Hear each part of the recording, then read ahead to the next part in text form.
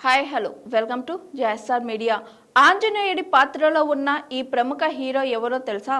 Megastar చిరంజీవికి ఆంజనేయ స్వామిపై అపారమైన భక్తి ఉందని చాలా మందికి తెలుసు.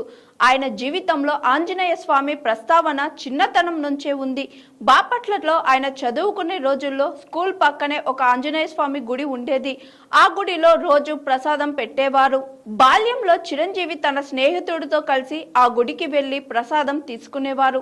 అప్పట్లో ఆయనకు ప్రసాదం మీద మాత్రమే ఆసక్తి ఉండేది, కానీ భక్తి అంతగా ఉండేది కాదు. కొన్నేళ్ల తరువాత ప్రసాదం ఊరికే తింటున్నాం కాబట్టి ఆంజనేయ స్వామికి నమస్కారం పెట్టకపోతే ఆయన బాధపడతారని భావించి నమస్కరించడం ప్రారంభించారు. ఆ తరువాత ఆంజనేయ స్వామి గురించి కథలు చదవడం, బ్రహ్మచారిగా ఆయనలో ఉన్న నిష్ఠ గరిష్టలను తెలుసుకోవడం వంటివి చిరంజీవి స్వామికి పట్ల భక్తిని మరింత పెంచాయి. 11 ఏళ్ల వయసు నుంచే ఆయన హనుమాన్ చాలీసా పారాయణం చేసేవారు.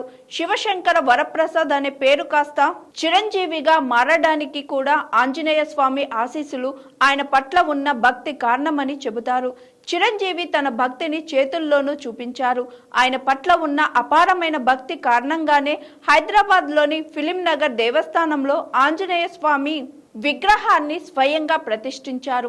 అలాగే చిరంజీవికి చెందిన కొణిదెల ప్రొడక్షన్స్ లోగోలో కూడా ఆంజనేయ స్వామి బొమ్మ ఉండటం ఆయన భక్తికి నిదర్శనం. చిరంజీవి తన సినీ కెరియర్లో ఎన్నో అద్భుతమైన పాత్రలను పోషించారు. అందులో జగదేక వీరుడు, అతిలేక సుందరి చిత్రంలోని ఆంజనేయ స్వామి వేషం ఒకటి.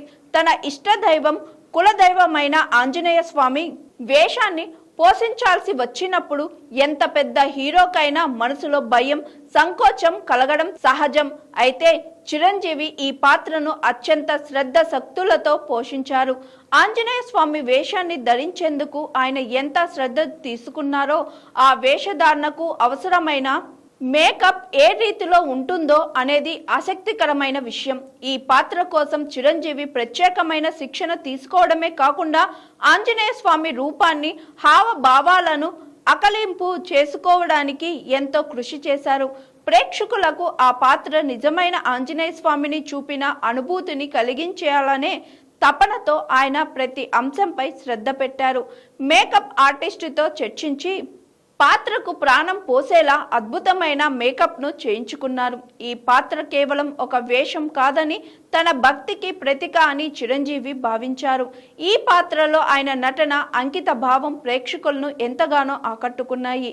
కె. రాఘవేంద్రరావు దర్శకత్వంలో వచ్చిన ఈ చిత్రం ఒక సాంకేతిక అద్భుతమనే కాకుండా చిరంజీవిలోని ఆధ్యాత్మిక కోణాన్ని కూడా వెలికితీసింది.